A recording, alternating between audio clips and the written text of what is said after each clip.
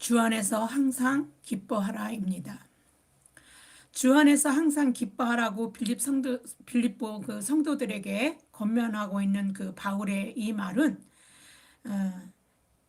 어디서 하고 있느냐 우리가 생각해 본다면 참으로 이 말의 의미를 더욱더 우리가 더 깊이 깨달을 수 있을 것 같습니다. 왜냐하면 그가 감옥에서 하고 있는 말이기 때문에 그렇습니다. 그래서 주 안에서 그냥 항상 기뻐하라 이 말이 그냥 가볍게 그냥 우리가 편안하게 들을 수 있는 가볍고 그 편안하게 그냥 그런 말인가 보다 하고 들을 수 있는 말은 아니라고 생각합니다. 참으로 우리 그리스도인들이 이 세상에서 어떻게 살아가야 할지 감옥은 아니더라도 이 세상이 우리가 뭐 마음대로 자유롭게 막 내 뜻대로 막 이렇게 살아갈 수 있는 게 이 세상 법칙이나 이 세상은 아니지 않습니까? 우리에게는 너무도 많은 어려움들이 있고 그 살아가면서 부딪혀오는 많은 그 문제들을 해결해 가면서 우리가 살아가야 되는 일들입니다. 그 아담이 죄를 졌을 때 하나님께서 아담에게 땅이 엉겅퀴 농사를 짓고 수고해야지 먹고 살 수 있다라고 하시면서 그렇지만 땅이 어떻게 한다 그래요? 엉겅퀴를 낸다 그랬습니다. 이 세상은 그런 곳이거든요. 그러한 어려운 상황 속에서 어떻게 살으라는 겁니까? 주 안에서 항상 기뻐하라. 그냥 기뻐하라가 아니라 주 안에서 항상 기뻐합니다. 항상 기뻐할 수 있는 것들은 주 안에서가 아니고는 우리를 항상 기쁘게 할 수가 없습니다. 그것도 주 안에서 이렇게 살아갈 수 있는 어떤 그런 믿음들이 우리 가운데 있어야 그런 믿음을 가지고 살아가라고 하는 말씀이라고 생각합니다. 그래서 이 세상에서 세상 사람들이 어떻게 사느냐가 아니라 그리스도인들이 어떻게 살아야 할지에 대한 것을 이야기하는 겁니다. 그래서 이 주 안에서 항상 기뻐하라는 것은 예수 그리스도를 믿는 모든 믿는 자들의 삶의 궁극적인 답이 되기도 하고, 그래서 하나님을 알지 못하는 자들에게는 절대로 얻을 수 없고 가질 수 없는 능력이 될 수 있다라고 생각합니다. 우선 설교 본문은 사도 바울이 빌립보 성도들에게 권면하는 내용들입니다. 사도 바울은 몇 가지를 빌립보 성도들에게 애정을 가지고 권면을 하고 있습니다. 왜냐하면 그들만큼 그가 목숨을 바쳐서 전하고 있는 그 복음의 참여자가 되기도 하고 함께 동력자로서 그 역할을 한 성도들이 없었기 때문입니다. 빌립보서 1장 3절에서 5절에 그 내용이 나옵니다. 내가 너희를 생각할 때마다 나의 하나님께 감사하며 간구할 때마다 너희 무리를 위하여 기쁨으로 항상 간구함은 너희가 첫날부터 이제까지 복음을 위한 일에 참여하고 있기 때문이라. 오늘의 그 권면 중에는 첫 번째가 그 빌립보 그 교회에 그래서 그 유오디아와 순두계에 대한 관한 그 권면입니다. 이 두 사람은 바울이 빌립보 교회에서 복음 사역할 때에 함께 바울을 힘써 도왔던 그런 바울의 동력자들이었습니다. 그런데 이들 사이에 갈등이 생겼습니다. 그 갈등이 무엇인지는 알 수 없습니다. 그러나 자신들의 믿음에 힘껏 열심을 내는 가운데에 각자의 믿음의 그 상황에서 열심을 내다가 이런 갈등에 이 오게 되지 않았나 이렇게 생각합니다. 그러니까 믿음이 없는 상태에서 믿지 않아서 갈등이 생기는 게 아니라 너무 열심히 믿다가 아마 갈등이 생겼던 것 같습니다. 왜냐하면 이들을 바울은 자기를 힘껏 도왔던 자들이라, 초기에 빌립보 교회가 생길 때 그때 힘껏 도왔던 자들이라 이렇게 얘기하는 걸 봐서 이들의 믿음이 굉장했던 것 같고, 빌립보 교회는 그 바울의 전도를 받아서 자주 장사하던 그 루디아에 의해서 그 가정에 세워진 교회이기 때문에 상대적으로 여성의 역할이 굉장히 컸기 때문에 이들의 역할도 만만치 않게 교회에서 컸을 거라고 생각합니다. 그러므로 이들이 겪는 그 갈등은 교회의 분열을 일으킬 수 있는 부정적인 그 영향이 될 수 있기 때문에 바울이 에바브로디도를 빌립보 교회에서 바울을 도우라고 에바브로디도를 보냈는데 그 에바브로디도로부터 이 갈등의 이야기를 들었을 것이고 염려하기도 하고 걱정하기도 하고 마음이 아팠을 것 같습니다. 자기와 함께 그렇게 복음을 열심히 전했던 사람들 사이에 이런 갈등이 생겼기 때문에요. 분열은 주님의 일이 아니에요.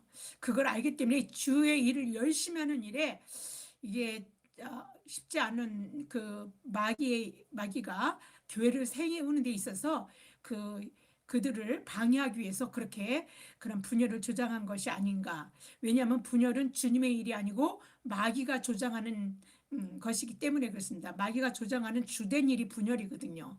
주님은 죽기까지 교회가 하나 되기를 기도했습니다.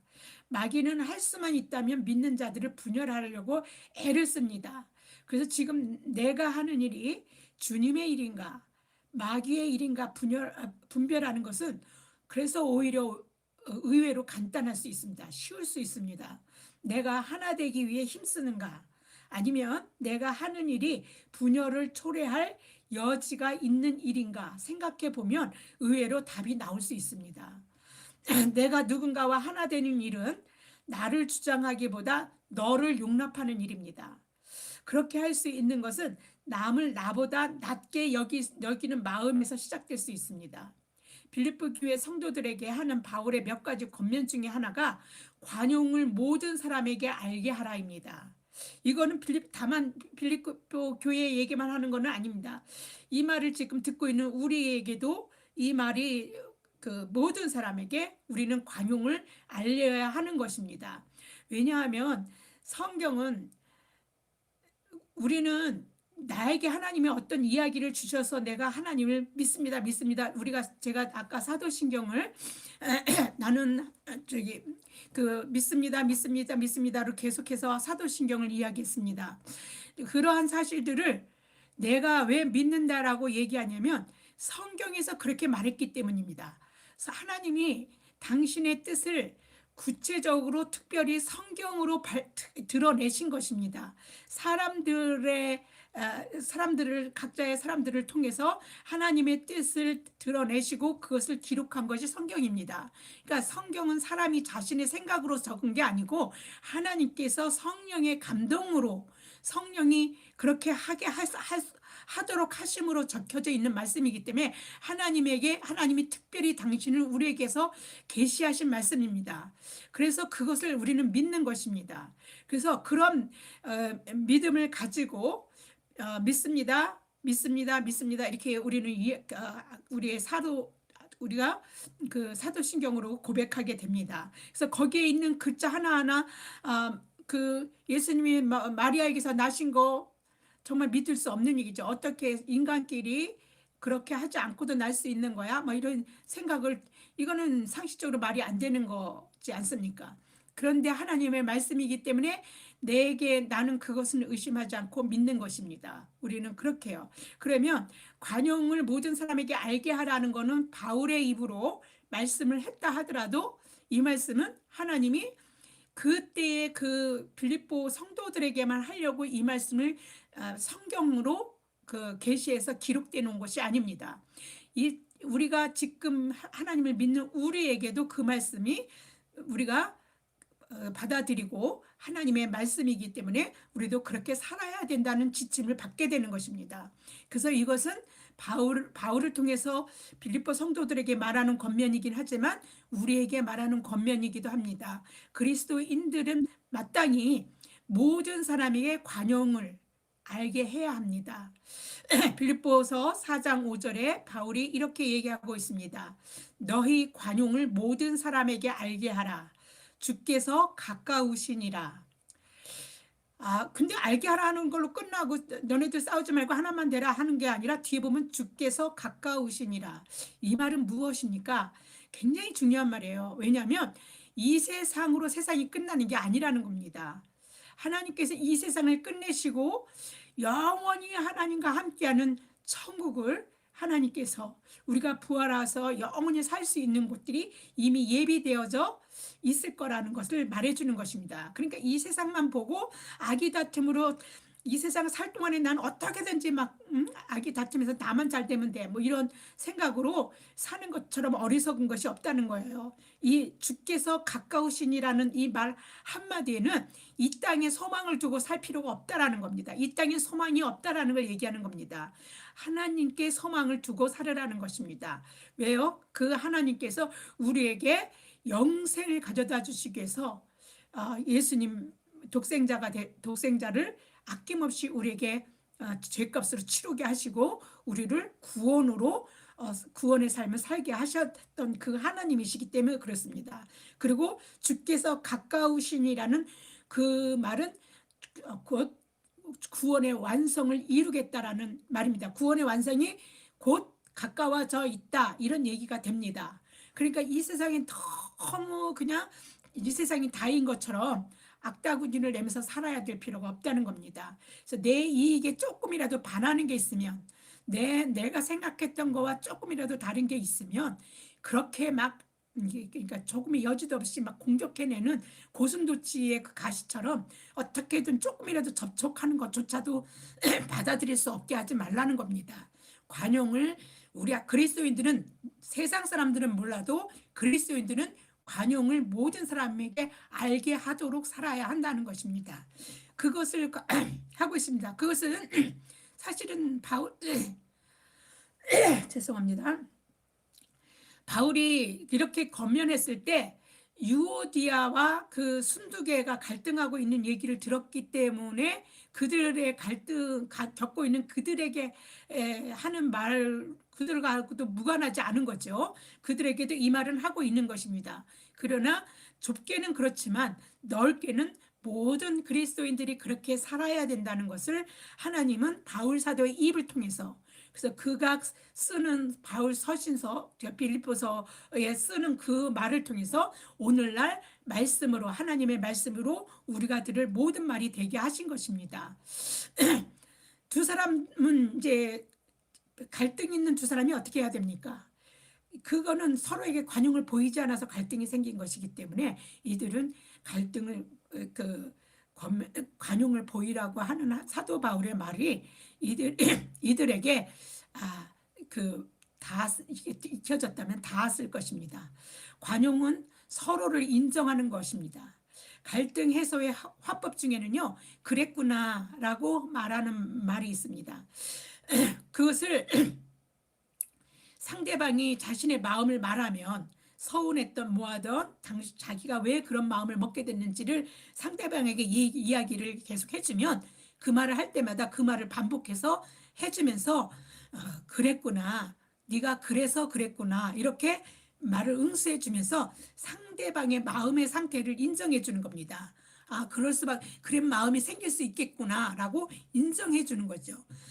그것은 상대방의 마음만 인정해 주는 게 아니라 알아주는 것뿐만 아니라 그 마음을 알아채지 못한 자신의 잘못을 시인하는 것이기도 합니다. 그런데 이런 것들을 이렇게 해서 이런 대화가 서로의 관용을 보일 수 있게 합니다. 사실 자신이 저지른 잘못도 아니고 상대가 무슨 자기 스스로 뭐 꽁 해가지고서 오해하면서 그럴 수도 있잖아요. 그런데 뭐 그랬구나 그러면서 그렇게 식으로 하기가 쉽지 않습니다. 상대방의 자기가 하는 행실이 아니라 그 사람이 그냥 그래서 그런 것도 아닌데도 지가 스스로 그냥 꽁 해가지고 그렇게 그 오해를 해가지고 그러고 있다면 그럼 뭐 그랬구나 막 이래가면서 그렇게 보이기는 어렵죠. 그런데 어려워도 그렇게 해라는 겁니다. 상대방의 마음을 들여다지 못했다는 하는 그것을 잘못으로 인정하는 것이 뭐 걔가 그렇게 마음 먹은 거를 내가 어쩌란 말이야. 우리는 이러기가 쉬운데 그것들을 인정하라고 하는 거 쉽지가 않은 거죠. 더더욱 어려운 것입니다. 잘못을 진짜 했더라도 인정하기가 쉽지가 않, 자존심 상해서. 그런데 그냥 나는 잘못한 것도 없는데 스스로 본인이 그렇게 오해해가지고 그렇게 마음을 먹은 것까지 내가 그 마음을 알아보지 못했다고 인정하고 그랬구나라고 이야기하기는 쉽지 않은 것이죠.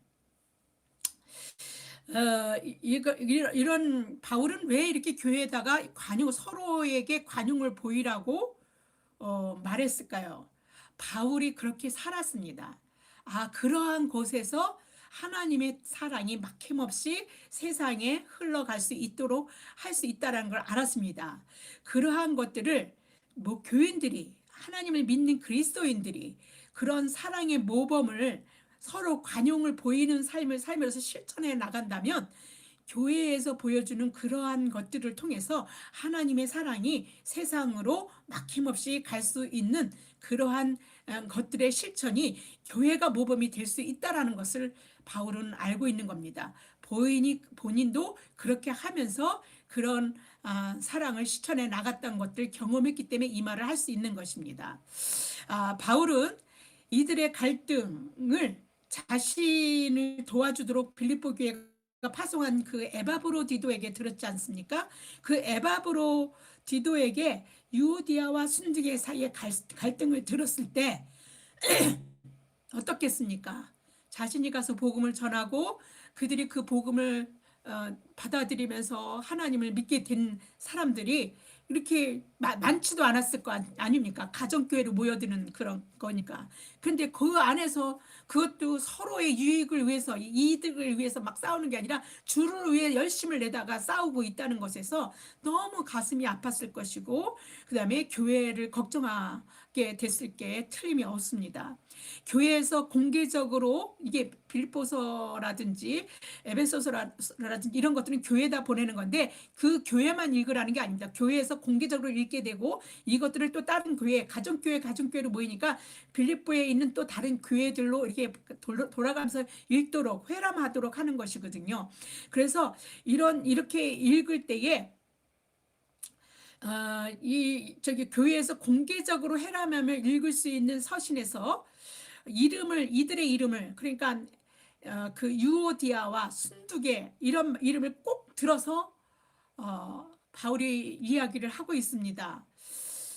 그래서 이러면 요까지만 보면 이들이 너무 그 바울을 좀 어쩌면 아무리 그래도 그렇지 우리 이름들을 어떻게 이렇게 공개적으로 그럴 수가 있을까 막 이렇게 할 수도 있을 텐데 이렇게 하는 데는 바울의 이유가 있습니다. 바울은요 이들의 이름을 들어서 말하고는 있지만 그 누구에게 힘을 실어서 네가 잘못했으니까 너가 잘못했으니까 뭐 이런 식으로 잘못을 따지려고 이름을 들은 게 아닙니다. 이들이 이름을 들어서 얘기하는 것은 이들이 교회를 자신을 도와서 복음을 전파하는 일에 얼마나 수고했는지를 말하기 위해서 이들의 이름을 꼭 집어서 들은 겁니다. 그래서 이렇게 이들이 잘한 일에 대해서 이렇게 사람들에게 갈등의 얘기를 한 게 아니라 이들의 잘한 일에 대해서 이야기를 하고 있습니다.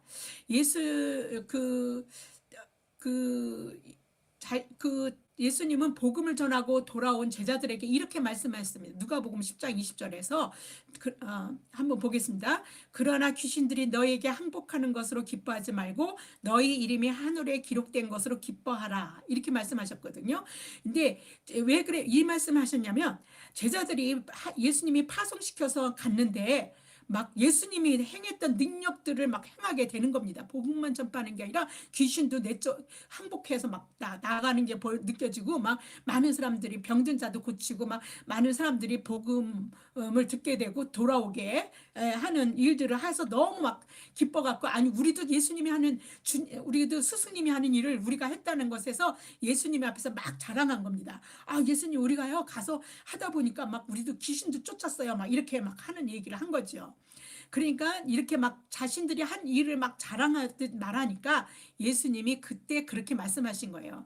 귀신들을 쫓아내는 일, 귀신이 굴복하는 그 일로 너무 그렇게 기뻐하지 마라. 그게 중요한 게 아니라 가장 기뻐해야 될 일은 복음을 전파하는 일로 이름이 하늘에 기록되는 일이 그건 궁극적으로 우리가 온전히 구원을 받아서 구원의 완성에 이르는 그 놀라운 일들을 기록되는 일들로 해서 이렇게 우리에게 알게 하는 거기 때문에 그 일로 기뻐해야 될 일이다. 이렇게 예수님이 말씀하셨습니다. 그런 주님의 말씀처럼 바울도 이렇게 그 갈등의 그거를 막 나무라기보다 이들에게 오히려 그들이 한 행위들을 통해서 칭찬하고 독려해주는 그런 말을 한 것입니다. 누군가가 갈등 중에 있는 당사자에게 구구절절 잘못을 들추어내서 말한다면 물론 잘못했다 할지라도 마음이 상합니다. 그때 공개적으로 읽는 서신에서 너는 이래서 잘못했고 너는 이래서 잘못했다라면요, 어쩜 삐져서 교회 안 나올 수도 있습니다.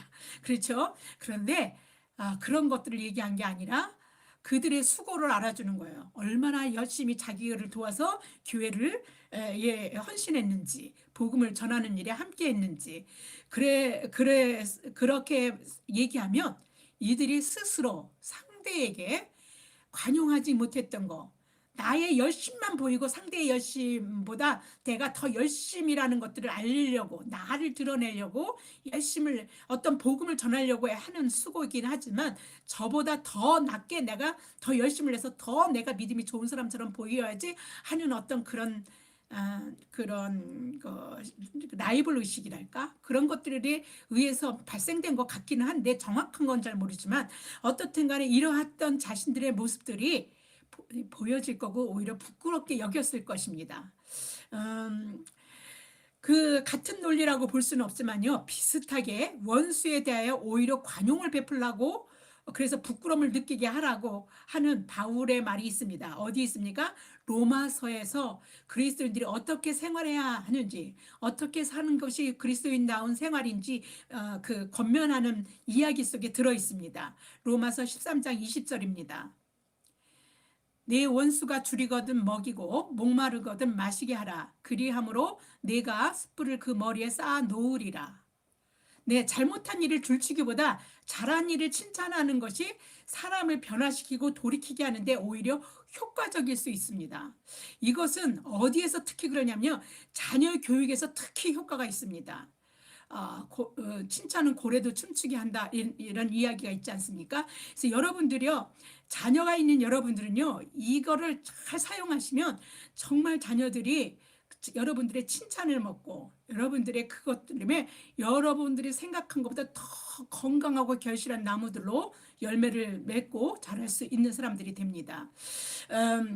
여러분이 잘 아는 해와 바람의 내기를 하는 그 동화가 있지 않습니까? 내기는 이들이 한번 보겠습니다. 이들은 이제 해와 바람이 내기를 합니다.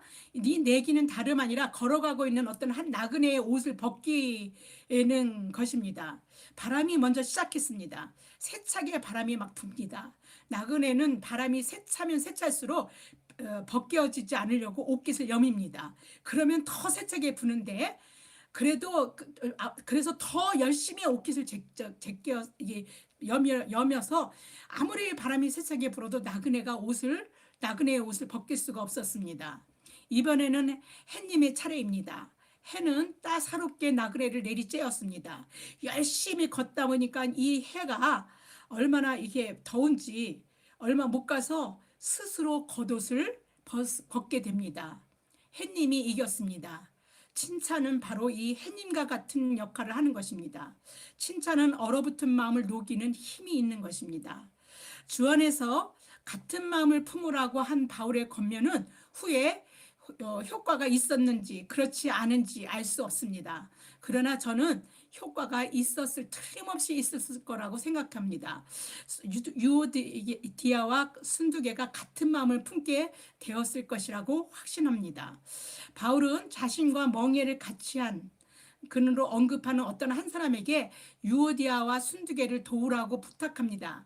이들 스스로도 그런 도움이 없어도 이렇게 이들이 바울 서신서를 읽게 되면, 바울이 보낸 그 서신을 읽게 되면 그들은 깨닫고 돌아오게 그 한 마음이 됐겠지만 그래도 그 주변에 있는 사람들도 함께 도우라는 것입니다. 이 사람이 누구인지는 구체적으로 나와 있지 않습니다. 빌립보서를 들고 갈 그의 제자, 사랑하는 제자 디모데일 수도 있고, 또 그 빌립보 교회로 다시 돌아가 함께 디모데와 함께 그 아팠던 그 에바브로디도가 이제 빌립보 교회로 다시 돌려보내는데 아파서 죽을 뻔했기 때문에 교회로부터 안심할 수 있도록 건강해졌다라는 걸 다시 위로할 수 있도록 다시 보내게 됩니다. 그래서 이들이 함께 가는데 이들 중에 뭐 이 에바브로디도가 될 수도 있고 하는데 그 밖에도 뭐 빌립보 교회 감독이었다든지 아니면은 루디아나 유오디아나 순두개의 남편 뭐 신라 뭐 여러 언급들이 많습니다. 그러나 뭐 그래도 가장 유력한 것은 그 바울의 사역과 함께 동력했던 디모데, 아들 같았던 디모데, 그 디모데를 보냈을 가능성이 큽니다. 그래서 그더러 자기 마음에 가지고 있었던 자기가 유오디아와 그 순두개에게 할 수 있었던 그런 도움들, 갈등 때문에 혹시 본인 스스로들이 어렵다면 그들을 돕게 할 수 있도록 그 디모데에게 부탁하지 않았을까 저는 그렇게 생각하고 있습니다. 그러나 동역자가 누구인지 명시되지 않았기 때문에 분명하진 않습니다. 뭐 어떻든 간에 유오디아와 순두개를 도우라고 부탁받은 사람이 누구 이건 상관없이 바울의 서신이 교회에서 낭독되는 순간 이미 유오디아와 순두개는요 같은 마음을 품게 되었을 거란 것이 제 확신입니다. 사도 바울은 누구 한 사람에게만 꼭 집어서 너가 먼저 관용해, 네가 먼저 사랑해, 네가 더 나이 먹은 사람이니까 이해해 이렇게 말하지 않았습니다. 유오디아에게 권면하고 순두개에게 똑같이 권면해서 같은 마음을 품으라고 말했습니다. 교회 전체가 이들이 바울과 함께 복음을 위해 수고한 것을 알게 또 했습니다. 이것이 바울이 이렇게 서신서에서 언급한 그 내용에 굉장히 중요한 것들입니다. 이것은 바로 햇빛의 역할을 사용한 바울의 지혜라고도 할 수 있습니다. 그리스도인들은 이 지혜를 닮아야 합니다. 이런 지혜를 가지고 세상을 살아가야 하는 것입니다. 바울이 더 나아가서 복음을 위해 애쓰는 일은 생명책에 이름이 있게 한다라고 이야기해 줌으로써 빌립보 성도들이나 오늘날 하나님의 말씀으로 이 글을 읽고 대하는 모든 성도들이 이제 갈등을 겪었던 당사자 또 빌립보 성도들 모두 또 지금 이걸 읽고 있는 우리들 모두가 우리의 일에 생명책의 이름을 있게 할 수 있도록 우리가 복음에 힘쓰는 것이 굉장히 중요한 일이구나. 이게 하나님이 원하시는 일이구나. 하나님이 우리를 통해서 일하게 하시는 일이구나를 깨닫게 합니다. 사도 바울은 유오디아와 순두개에게 같은 마음을 품도록 지혜 있는 말로 권면함과 동시에 빌립보 그 성도들이 믿음을 지키고 복음을 전파하며 자신들에게 부딪혀오는 많은 어려움을 어떻게 대처하며 살아갈 수 있는지에 대해서 몇 가지를 더 권면하고 있습니다. 그 내용을 보겠습니다. 빌립보서 4장 4절에서 7절입니다. 주 안에서 항상 기뻐하라. 내가 다시 말하노니 기뻐하라. 너희 관용을 모든 사람에게 알게 하라. 주께서 가까우시니라. 아무도 염려하지 말고 다만 모든 일에 기도와 간구로 너희 구할 것을 감사함으로 하나님께 아뢰라. 그리하면 모든 지각에 뛰어난 하나님의 평강이 그리스도 예수 안에서 너희 마음과 생각을 지키시리라. 바울이 빌립보 성도들에게 이와 같이 권면하는 것은요, 사실 이와 같이라는 말이 뭡니까? 항상 기뻐하라고 이렇게 권면하고 있어요. 그들이 항상 기뻐하고 있었다면 이 말을 하지 않았을 겁니다. 하나님을 믿고 있어도 여전히 세상이 어려운 거예요. 살기가. 그죠? 그러는 빌립보 성도들이기 때문에 바울이 아마 이렇게 항상 기뻐하라는 것을 이야기했던 거 아닌가 생각합니다. 빌립보 성도들이 신앙생활하는 데 있어서 많은 어려움이 있다는 것의 반증이 항상 기뻐하라고 바울 사도가 말하는 것에서 우리는 알 수 그 반증을 알 수 있습니다. 바울은 에바브로디도로부터 성도들, 그 빌립보 성도들이 주 안에 있는 것 때문에 예수를 믿고 사는 것 때문에 겪게 되는 그런 어려움과 시련들 이런 것들을 들었을 것입니다. 항상 기뻐할 수가 없는 거예요. 너무 어려운 거죠. 그 시대가 어떤 시대입니까? 막 핍박이 예수를 믿으면 핍박받고 사실 바울도 그래서 감옥에 갇혀져 있는 것이고 얼마 있으면 참수를 당합니다. 그러니까 죽음의 위협까지도 있는 하나님을 예수 그리스도를 믿게 되면 그러한 어려움 속에서 살아가고 있는 겁니다. 생활의 어려움뿐만이 아니라 죽음의 어려움도 있는 겁니다. 그 아주 그들이 관용을 항상 기뻐하며 살 수 없는 세상의 시련들에 늘 직면하면서 살아가야 했었고요. 관용을 모든 사람에게 알게 할 수 없을 정도로 그렇게 하기에는 그들의 삶이 그들이 믿음을 붙들고 살아가기에 너무 녹록하지가 않았고요. 그래서 항상 그들의 마음과 생각에는 뭐가 있습니까? 염려가 있고 불안이 있고, 그래서 평강을 누릴 여력이 그들에게 남아있지 않은 그런 삶이었을 겁니다. 그거를 가지고 이들은요, 황제를 숭배하는 도시에 빌립보가요. 그래서 그리스도를 믿는 것 자체가 삶의 위협이 되는 것이었고, 죽음을 감수해야 되는, 그렇지 않으면 되지 않는다라는 이런 모든 사실을 감안해서 빌립보 교인들의 삶이 어떠했는지를 짐작할 수 우리는 있는데, 그랬기 때문에 바울이 지금 아까 읽어드렸던 그 마음, 그 말을 한 겁니다. 주 안에서 항상 기뻐하라. 다시 말하노니 기뻐하라. 반복하는 거예요. 너네들 기뻐할 수 없는 거 알아. 근데 항상 기뻐해야 돼. 다시 말하겠어. 기뻐해야 돼. 그게 너희들에게 너네들이 살아갈 힘과 기쁠 일이 있어서 기쁜 게 아니라 기뻐하도록 그런 마음을 계속 노력해야 된다라는 것입니다. 그런데 기뻐할 수 없는 삶의 그런 상황이 꼭 그 바울 당시의 빌립보 교회 성도들에게만 해당됩니까? 이 땅에 사는 모든 사람들은 다 기뻐할 수 없는 상황들이 늘 일어나게 있습니다.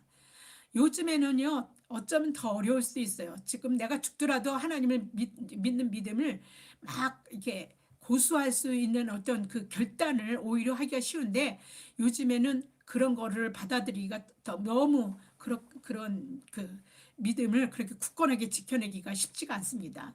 늘 급작스러운 변화들이 하루에도 몇 번씩 일어나는지 알 수 없고요. 내일이 어떤지 장담 못하고요.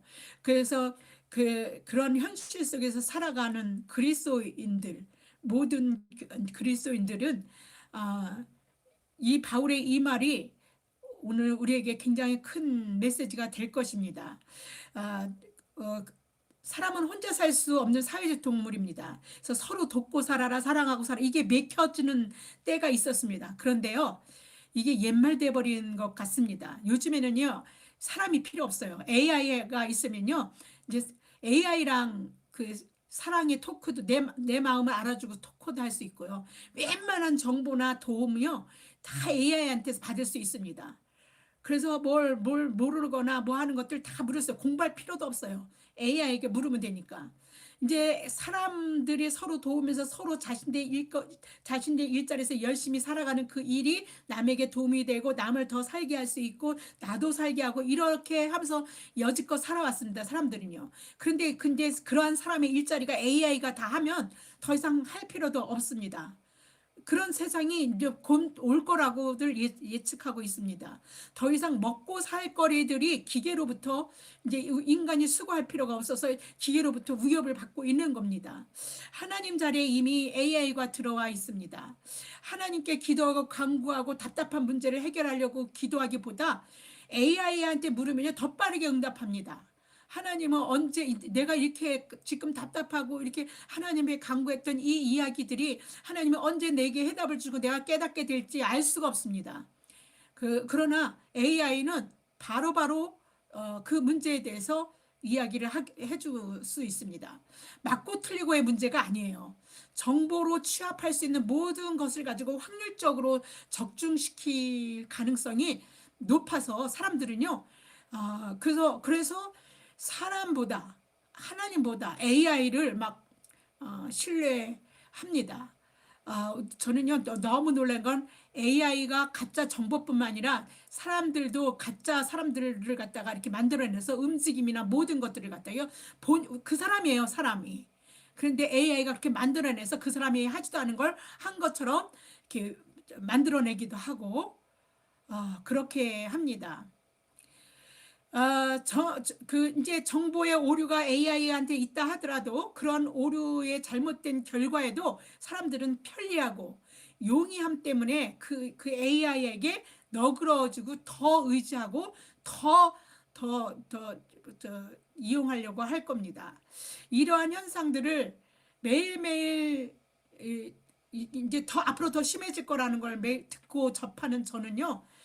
어떤 세상이 가공할 만한 막 자식이 부모를 죽이고 부모가 자식을 죽이고 이렇게 인간이면 할 수 없는 가공할 만한 그 범죄 때문에 그 세상이 망하는 게 아니라 이러한 그러한 그 AI 최첨단 발전, 뭐 복제 인간, 뭐 복제술, 막 이러한 최첨단의 발전 AI 기술 막 이런 것이 세상을 망하게 할 거라는 생각이 더 많습니다. 아직 나는 내 자식도 있고 내 손주들도 있습니다. 그리고 그 손주들의 손주들도 나올 거고 계속 나오겠죠. 그들이 이 세상에서 하나님의 사랑을 맛보면서 영생에 대한 걸 소망하면서 살아가는 걸 경험하면서 영원한 곳에서 하나님과 함께 사는 것들을 알아야 된다라고 저는 아직도 생각하고 있는 사람이기 때문에 오늘을 사는 그 마음이 편치가 않습니다. 그러나 바울이 빌립보 성도들에게 하는 권면은요, 그러했던 하지 않았던 내 마음을 하나님의 평강으로 이끌었습니다. 빌립보 성도들에게 하는 바울의 권면은 저뿐만 아니라 오늘 현재를 살아가는 모든 그리스도인들이 아멘으로 받아들이고 적용해야 하는 말씀입니다. 왜냐하면요, AI가 없어져서 내가 마음이 평강한 게 아닙니다. 전쟁이 없어서 내 마음이 평강한 게 아닙니다. 이제 어떻게 살아야 할지, 그러한 상황 속에서도 우리가 살아내야 되는 것이 어떤 것인지, 어떤 마음으로 살아야 되는 것인지, 그것이 우리의 믿음 속에서 어떻게 해야 가능한 건지를 알았기 때문입니다. 그것을 지금 하나님께서는 바울을 통해서 서신서에서 기록한 것을 통해서 우리에게 말씀해 주시고 계시는 겁니다. 형수나 불안하냐? 불안해하지 말거라. 기뻐할 수 없지. 세상이 아무리 둘러봐도 기뻐할 수 없지. 근데 항상 기뻐해야 한다. 그것들을 너가 모범으로 실천해서 보여줌으로써 세상 사람들도 길이 저기구나. 길이 예수님밖에 없구나. 구원이 예수님밖에 없고 우리 생명이 저기서 있구나. 이런 것들을 너가 삶으로 몸소 보이는 것이란다. 라고 말해주는 것 같았습니다. 여러분 어떻습니까? 여러분의 삶이 그 오늘의 그 걱정이 여러분의 삶을 옥죄고 있지는 않습니까? 내일이 어떨지 몰라서 불안해하지는 않습니까? 바울의 겉면에서 여러분이 오늘 살아가야 될 답을 찾을 수 있기를 바랍니다. 저처럼요. 사도 바울이 하는 권면은 그냥 하는 권면이 아닙니다. 그의 경험으로 하나님이 그에게 주신 답을 지금 우리에게 알려주고 있는 권면입니다. 바울이요, 2차 선교 여행 때 빌립보 교회를 세웠습니다. 바울이 1차 선교 여행을 하고 난 다음에 복음을 전했던 그 지역들, 아시아의 그 지역들을 돌아볼 생각으로, 그리고 더 넓은 지역으로 선교할 생각으로 2차 선교 여행을 떠났습니다. 그는 루스드라에서 그렇게 2차 선교 여행 가다가 루스드라에서 그가 사랑하는 아들이라고 부르는 제자 디모데를 만나게 됐습니다. 그리고 그와 함께 아시아 지역을 더 돌면서 복음을 전하려고 하였습니다. 그런데 성령이 허락하지 않는 거예요. 더 넓은 지역으로 자기가 1차 전도 여행 때 전했던 지역만 들러보는 게 아니라 더 많은 아시아 지역을 돌면서 이렇게 선교를 해야 되겠다라고 생각하고 출발했는데 성령이 허락지 않았습니다. 그래서 그가 가다가 드로아까지 가게 됐습니다. 근데 드로아에서 환상을 보게 됩니다. 드로아는요, 어떤 지역이냐면 유럽으로 가는 관문이라고 할 수 있어요. 왜냐하면 아시아에서 유럽으로 들어가는 아시아 서쪽 끝에 있는 곳이었기 때문에 그곳에서 환상을 보게 됩니다. 그 얘기가 사도행전 16장 6절에서 10절의 말씀에 있습니다. 한번 보겠습니다. 성령이 아시아에서 말씀을 전하지 못하게 하시거늘 그들이 부르기아와 갈라디아 땅으로 다녀가 무시아 앞에서 비두니아로 가고자 애쓰되 예수의 영이 허락하지 아니하시는지라 무시아를 지나 드로아로 내려갔는데 밤에 환상이 바울에게 보이니 마게도냐 사람 하나가 서서 그에게 청하여 이르되 마게도냐로 건너와라. 와서 우리를 도우라 하거늘 바울이 그 환상을 보았을 때 그가 곧 마게도냐로 떠나기를 힘쓰니 이는 하나님이 저 사람들에게 복음을 전하라고 우리를 부르신 줄로 인정함이러라. 마게도냐가 어디입니까? 그리스죠. 근데 마게도냐는 지금 로마의 지역입니다. 로마의 행정구역이라고 할 수 있는데 그곳으로 가는 겁니다. 바울의 일행이 드로아에서 배를 타고 네아폴리에 상륙합니다. 저는 거기를 갔습니다. 그리고 네아폴리에 상륙해가지고 이렇게 그걸 기념해서 세운 교회가 있습니다. 거기를 갔다 왔는데 상륙해갖고 로마의 식민지는 마게도냐 그 지방의 첫 도시 그게 빌립보거든요. 거기에 이르게 됩니다. 그래서 바울이 이제 그 도시 거기에서 있으면서 이제 안식일이 돼서 기도할 곳을 찾다가 거기는 이제 유럽에 유대인 회당이 없었습니다. 뭐 그리스 로마 사람들이 살고 있었기 때문에 유대인들이 거기에 많지 않으니까 회당이 없었는데 그래서 기도할 거 안식일이니까 대부분은 회당에 가서 기도를 했는데 회당 말고 어디 기도할 데가 없을까 하고 그 강가를 가다가 거기서 옷감 장사하는 루디아라는 한 여인을 만나게 됐습니다. 그래서 그녀에게 복음을 전하게 됐는데 그녀의 집이 빌립보의 첫 번째 교회가 된 것입니다. 이 교회에 아마 유오디아와 순두개가 거기에 같은 그런 여인으로서 그 교회에서 같이 있었을 걸 가능성이 큽니다. 사도행전 16장 14절에서 15절입니다. 두아디라 시에 있는 자색 옷감 장사로서 하나님을 섬기는 루디아라 하는 한 여자가 말을 듣고 있을 때 주께서 그 마음을 열어 바울의 말을 따르게 한지라. 여기 보면요, 뭐 바울이 아주 말을 유창하게 하고 막 바울의 능력 때문에 하나님을 믿은 게 아니라 성령이 바울이 말을 전하게 할 때 성령이 역사해서 그 말을 감동을 받게 한 거예요. 그 말을 들을 때. 그래서 바울의 말을 따르게 한 거예요. 그 말이 이렇게 탁 들어오게 된 겁니다. 그와 그 집이 다 세례를 받고 우리에게 청하여 이르되 만일 나를 주 믿는 자로 알거든 내 집에 들어와 유하라 하고 강권하여 머물게 하니라. 다른 데 머물고 있었을 겁니다. 그런데 이렇게 이제 그 집으로 들어와서 이스라엘에서 이제 그곳이 이제 첫 번째 교회가 된 거죠. 이렇게 시작된 빌립보 교회는 빌립보서에서 알다시피 바울에게 여러 차례 어떤 재정적 도움을 주었고 바울이 지금 이 빌립보서를 쓰고 있을 이 감옥에 있을 때 에바브로디도도 보낸 겁니다. 감옥에 있는 그를 도우라고. 이렇게 물질적으로 영적으로 바울을 돕게 했던 교회가 바로 이 빌립보 교회 첫 교회입니다. 바울의 빌립보 교회는요, 바울과 실라가요 매 맞고 감옥에 갇히는 일을 통해서요 바울의 고난, 복음을 전할 때 그냥 순탄한 게 아니라 엄청난 고난을 겪는 것들도 다 들었습니다. 들을 수 있었던 교회예요. 알고 있는 교회입니다.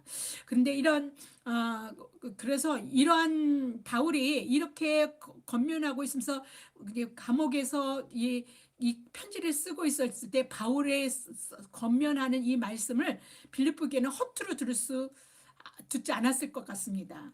그래서 막 흔들렸던, 그래서 평안을 누리지 못했던 그들의 상황들, 어려웠던 상황들을 오히려 위로와 용기를 얻었지 않았을까 그렇게 생각합니다. 왜냐하면 바울이 감옥에 있던 모든 일을 이미 빌립보 교회는 다 알고 있었기 때문에 어떻게 하나님이 그와 함께 하셨는지를 그보다 더 생생하게 알 수 있는 다른 교회들은 없었습니다. 바울 일행이 루디아의 집에 복음이 전파된 후 얼마 있다가요 기도하는 곳을 이렇게 찾아가다가 점치는 귀신 들린 여종 하나를 만나게 됩니다. 바울 일행이 그녀에게서 점치는 여종에게서 귀신을 내쫓아 버리게 돼서 여종의 주인들이 고발을 하게 됐는데 그때 그냥 고발만 당하는 게 아니라 매를 맞고 감옥에 갇히게 됩니다.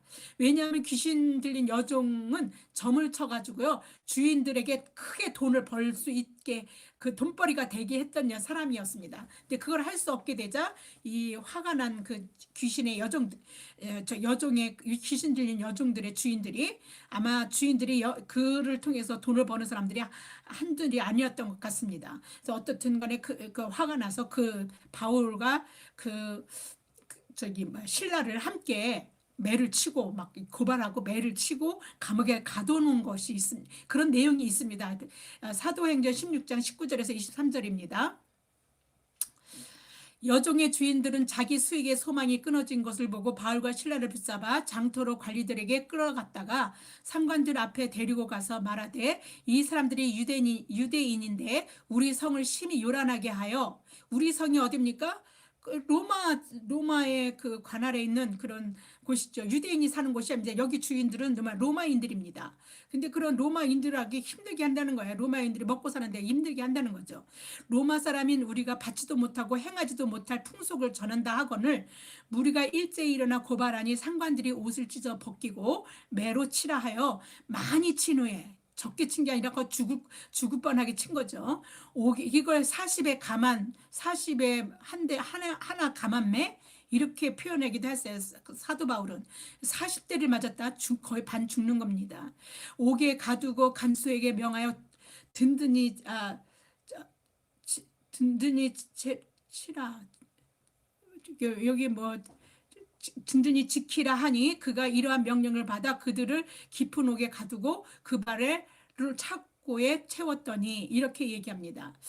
이런 사실을 루디아의 집, 그러니까 그 빌립보 교회 그 첫 교회인 이들이 그 같은 지역에서 있으면서 이렇게 일들이 당하고 있으니까 다 알았을 거 아닙니까? 빌립보시가 이 문제로 시끌시끌했고요. 그죠?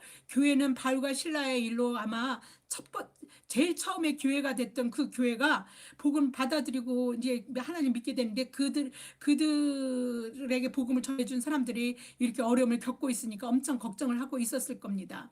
왜냐하면 나중에 이제 이들이 이 내용은 우리가 어떻게 할 수 있냐면, 나중에 감옥에서 풀려나와서 루디아의 집에 이게 왔을 때 빌립보 교회가 이 두 사람을 보고서요 위로를 받았다라고 이렇게 적고 있습니다. 그걸 누가 적었어요? 같은 일행 중에 한 사람이 누가였거든요. 누가가, 디모데도 있었지만 누가, 신라, 이게 같은 일행인데 그 누가가 누가복음하고 사도행전을 적었거든요. 사도행전에 적혀져 있습니다. 사도행전 16장 40절입니다. 두 사람이 옥에서 나와 루디아의 집에 들어가서 형제들을 만나보고 위로하고 가니라. 이제 더 이상 그 교회가 핍박을 당하지 않아도록 이들이 떠나게 되는데, 위로하고 가니라. 그들이 간 것만으로도, 풀려난 것만으로도 그 교회들은 위로를 받게 되는 겁니다. 그래서 그를 위로했다. 그러니까 얼마나 걱정했으면 그들을 보자마자 위로가 됐겠습니까? 그 내용이 있는 것이죠. 바울과 실라가 상당히 많이 매를 맞고 옥에 갇혔습니다. 그리고 그들이 움직임조차 자유롭지 못하고 착고가 그들 발에 채워져 있었을 것입니다. 그러한 상태라면 여러분은 어떻게 했겠습니까? 저는요, 적어도 매 맞아서 아픈 몸으로 신음하며 고통스러워하면서 신음하는 것으로 그냥 그 날을 그냥 보내고 있었을 것 같습니다. 기도 정도는 할 수 있을지 모르겠습니다. 그러나 찬송까지는 아마도 내 미련한 입에서 흘러나오기는 힘들었을 것입니다. 그러나 바울과 실라는 달랐습니다. 그들은요, 기도했을 뿐만 아니라 찬송을 했어요. 찬송도 입으로 어물어물 하지 않았습니다. 그들은 옆에 있는 그 제수들이 들을 정도로 크게 찬송을 불렀습니다. 어디에서 그런 힘이 나왔을까요? 불평이나 푸념하기에도 바빴을 텐데 이들은 오히려 하나님을 하는 것입니다. 노래는요, 찬양은 기쁨이 없이는 할 수가 없습니다. 입에 속에서 막 아프고 그냥 속상하고 그리고 뭐 좀 억울하고 이러면 노래가 나올 수가 없거든요. 그런데 이들은 하나님을 찬양하는 노래를 부른 겁니다. 성령이 그들 안에 충만했다는 증거입니다. 바울과 실라에게서처럼 그리스도인들의 기도와 찬송은요, 하나님을 일하게 합니다. 하나님의 역사심이 일어나게 된 것입니다. 사도행전 16장 25절에서 26절입니다. 한밤중에 바울과 실라가 기도하고 하나님을 찬송하며 죄수들이 듣더라. 이에 갑자기 큰 지진이 나서 옥토가 움직이고 문이 곧 다 열리며 모든 사람의 매인 것이 다 벗어진지라. 예, 이러한 일들이 일어난 겁니다. 이런 일들을 여러분요, 기도와 찬송하면 여러분에게도 일어납니다. 그것들을 여러분들이, 저는 경험했습니다. 여러분들도 그런 일들을 많이 경험하시기를 바랍니다. 기도와 찬송을 많이 하시면 그렇게 됩니다. 이 일로 빌립보의 두 번째로 교회가 간수와 그의 가족들을 렉에서 이제 세워지게 됩니다. 옥문이 열려서 죄수들이 도망한 것으로 생각하고 자결하던 간수를 바울이 만류하고 그래서 어떻게 구원을 받을 수 있겠냐고 묻는 간수에게 예수 그리스도를 전하게 됐거든요. 사도행전 16장 29절에서 31절입니다. 간수가 등불을 달라고 하며 뛰어들어가 무서워 떨며 바울과 실라 앞에 엎드리고 그들을 데리고 나가 이르되 선생들이여 내가 어떻게 하여야 구원을 받으리까 하거늘 이르되 주 예수를 믿으라 그리하면 너와 내 집이 구원을 받으리라 하고 주의 말씀을 그 사람과 그 집에 있는 모든 사람에게 전하더라.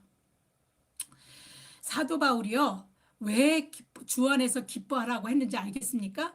예, 주 안에서 기뻐할 수 없는 상황이에요. 사도 바울이 매를 한 대 가만 40대를 맞고서 지금 그 발에 차고가 채워진 채로 감옥에 갇혀져 있는데 그가 무슨 감사하고 기뻐할 일이 뭐가 있겠습니까? 그런데 그 안에 기쁨이 있어요. 왜냐하면 찬송 불렀다는 게 그 증거거든요. 기도하면서 찬송을 불렀다는 겁니다. 그랬더니 누가 이래요? 하나님이 그들 가운데 일하신 겁니다. 이러한 걸 그래서 그리스도인들은 그 힘으로 살아갈 수 있기 때문에 기뻐할 수 없는 상황 속에서 살아가고 있는 빌립보 교인들에게 그래서 주 안에서 기뻐하라고 항상 기뻐해야 된다고 말하게 된 것입니다. 이런 이야기를 들었을 때 이게 허투루 들립니까? 빌립보 교인들은 이 사실을 다 알고 있지 않습니까? 복음을 전하다가 얼마나 고통을 당했는지. 왜냐하면 그들을 찾아가서 위로를 했거든요. 그래서 그들이 겪었던 이야기를 들었기 때문에 사도 바울이 항상 주 안에서 기뻐하라고 그런 말을 전하고 그것들을 소리내서 막 교회에서 모든 사람이 듣도록 읽었을 때 그래 우리가 현실적으로 이렇게 어려운 이 현실에 그냥 너무 그냥 슬퍼하고 너무 힘들어하는 게 아니라 그래 하나님의 능력은 주 안에서 기뻐할 때 일어날 수 있는 거야. 하나님께 기도하고 찬송해야지 우리가 이러고 있으면 안 되는 거지. 하는 위로와 힘을 분명히 받게 되는 것입니다. 이 어려움들을 다 알고 있던 빌립보 교인들이기 때문에 그렇습니다. 그래서 그 경험이 큰 위로와 힘을 주었다는 건 분명한 사실일 것입니다. 불행에 안주하는 것만큼 어리석은 것은 없습니다. 이제는 끝이야. 나 이제 더 이상 살 길이 없어. 막 이러는 것처럼 어리석은 거예요. 우리의 상황은요, 사람들의 인생들은요, 어떤 부정적인 상황, 긍정적인 상황이 항상 엇갈려서 어떤 때는 겹쳐서 막 일어납니다. 어떤 인생도요, 긍정적인 것만 있고, 어떤 것은 부정적인 것만 있는 것은 없습니다. 두 상황들이 적절하게 섞여서 인생들이 어려운 파도 타기처럼 인생을 그렇게 막 파도 치는 것처럼 살아갑니다. 중요한 것은요, 긍정적인 것들을 바라보고 그것을 훈련하는 겁니다. 소망을 바라다보고 훈련하는 겁니다. 우리 더 나은 쪽에 내가 그때 그랬지. 그 하나님이 그 은혜가 그걸 보고 어려움을 극복하고 이렇게 해야 될 그 훈련을 받아야 되는 것입니다. 우리의 생각과 마음을 지키시는 분이요.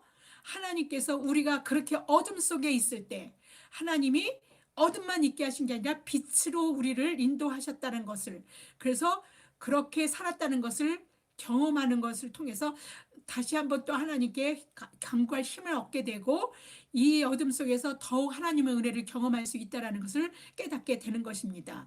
그래서 어둠 속에 있다는 것들을 불평하고 불안해하고 막 좌절하고 이러는 게 아니라 염려하는 게 아니라 오히려 감사하면서 기도하며 하나님이 이 상황 속에서도 구해 주실 것에 대한 소망을 가지고 바라다 보는 겁니다. 그게 누가 한 겁니까? 사도 바울과 실라가 한 겁니다. 감옥에서 기도와 찬양을 한 게 바로 그것입니다. 그래서 그런 것들을 근데 감사를 누구에게 합니까? 아니 감옥에 갇히니까 원망하기도 바빠 죽겠는데 감사해야 된다는 겁니다. 누구에게요? 모든 지각에 뛰어난 하나님의 평강이 우리 마음과 생각을 지키시는 그 하나님께요. 그럴 때 우리의 마음과 생각을 하나님 지켜서 우리에게 평안을 주십니다. 그리고 일은 누가 합니까? 하나님이 하십니다. 내가 이제 감옥 문을 부숴가지고 열었습니까? 바울과 실라가 그 문을 열었습니까? 하나님이 지진으로 흔들어서 열었습니다. 그죠?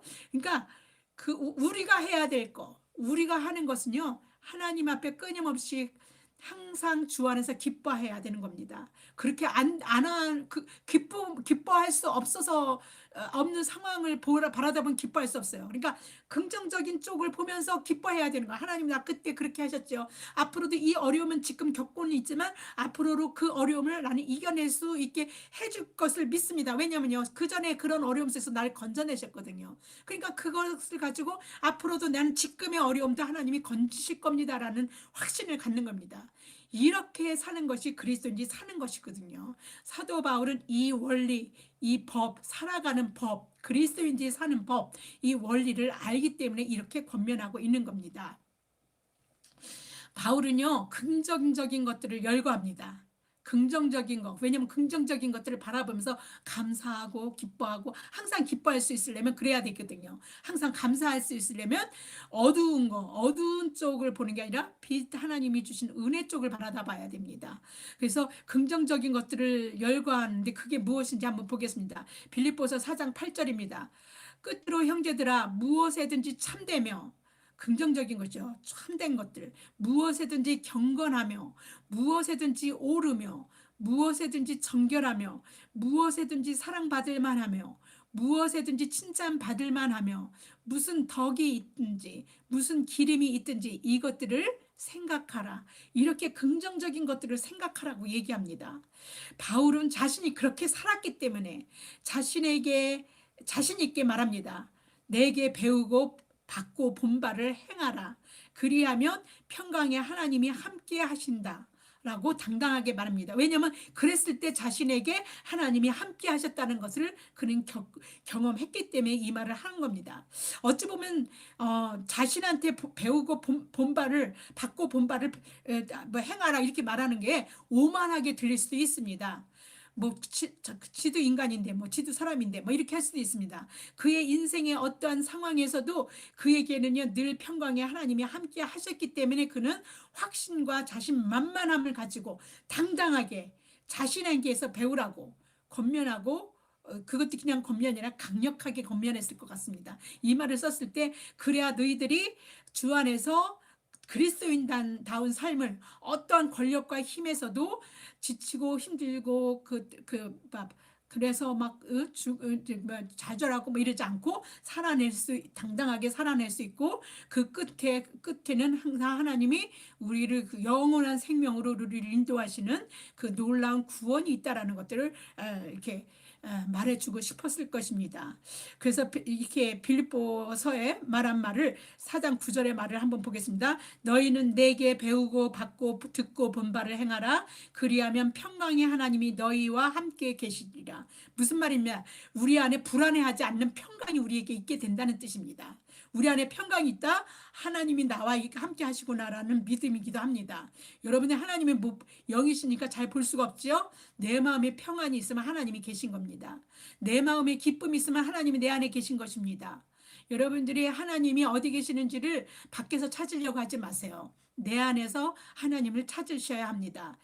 이 말씀 이제 빌립보서에서 사도 바울이 빌립보 교인에게 했던 빌립보서 4장 6절에서 9절의 말씀 이것을요. 유진 피터슨이 메시지 성경에서 현대어로 현대 사람의 상황 속에서 이해할 수 있는 말로 바꿔놓은 게 있는데 그것이 여러분에게 훨씬 더 설득력 있게 그 마음을 움직일 수 있어서 이 말씀을 옮기고 그리고 예배를 마치려고 합니다. 한번 보겠습니다. 마음을 졸이거나 염려하지 마십시오. 염려 대신 기도하십시오. 간구와 찬양으로 여러분의 염려를 기도로 바꾸어 하나님께 여러분의 필요를 알리십시오. 그러면 여러분도 모르는 사이에 하나님의 온전하심에 대한 감각 또 모든 것이 협력하여 선을 이루게 된다는 믿음이 생겨나서 여러분의 마음을 안정시켜 줄 것입니다. 그리스도께서 여러분 삶의 중심에서 염려를 쫓아내실 때 일어나는 일은 실로 놀랍기 그지없습니다. 결론으로 말씀드립니다. 친구 여러분, 참된 것과 고귀한 것과 존경할 만한 것과 믿을 만한 것과 바람직한 것과 품이 있는 것을 마음에 품고 묵상하십시오. 최악이 아니라 최선을 추악한 것이 아니라 아름다운 것을, 저주할 만한 일이 아니라 칭찬할 만한 일을 생각하십시오. 내게서 배운 것과 여러분이 듣고 보고 깨달은 것을 실천하십시오. 그러면 모든 것을 협력하게 하시는 하나님께서 그분의 가장 탁월한 조화 속으로 여러분을 끌어들이실 것입니다. 네, 기도하시겠습니다. 참 좋으신 하나님 아버지, 감사합니다. 현실을 살아가기 가는 일들이 우리를 평안보다는 불안과 걱정으로 몰아갑니다. 우리 앞날이 긍정적인 것보다 부정적인 것으로 지배당할 때가 많이 있습니다. 주님의 평강을 이루지 못하고 현실 속에서 기쁨이 증발된 채 갈 때가 많습니다. 우리의 기쁨으로 여러 사람들을 물들여야 하는데 우리는 오히려 그게 증발돼서 나눠줄 기쁨이 없습니다. 그러한 우리 삶 속에 사도 바울은 항상 기뻐하라고, 어디 안에서요? 주 안에서. 세상 가운데서 즐거움을 찾는 게 아니라 주 안에서 항상 기뻐하라고 말했습니다. 그리고 염려하지 말고 기도와 간구로 구할 것을 감사함으로 하나님께 아뢰라고 권면해 주었습니다. 우리 그리스도인이 마땅히 어떻게 살아가야 될지를 말해주고 있는 것을 오늘 깨닫게 하시니 감사합니다. 평강의 하나님이 항상 우리와 함께 하시도록 항상 기뻐하게 하시고, 염려 대신 감사함으로 하나님께 기도하고 간구하면서 매일매일 우리가 살아갈 수 있도록 성령님 우리 안에 내주하여 주시고 우리를 주장하여 주시고 우리를 인도하여 주시옵소서. 이 모든 말씀 우리 주 예수 그리스도 이름 받들어 감사하며 기도드립니다. 아멘.